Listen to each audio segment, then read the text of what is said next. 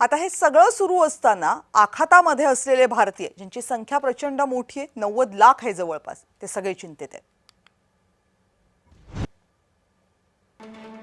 सर्व आखाती देशांमध्ये एकूण 91 लाख भारतीय आहेत।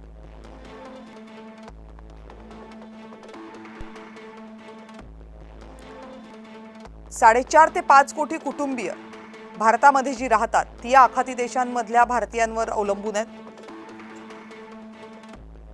केरळ, कर्नाटक, बिहार, ओडिशा या राज्यांमधले लाखो रहिवासी हे आखातामध्ये आहेत।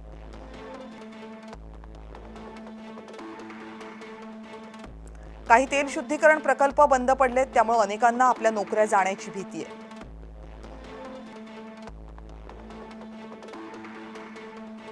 आखातातील कर्मचारी परत आले तर भारतात नोकऱ्यांसाठी आणखी स्पर्धा।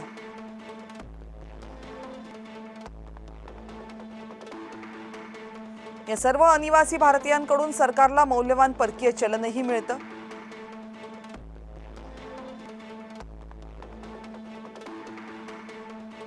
$91 लाख भारतीयांना कमी वेळात भारतात आणणं हेही अत्यंत आव्हानात्मक आहे।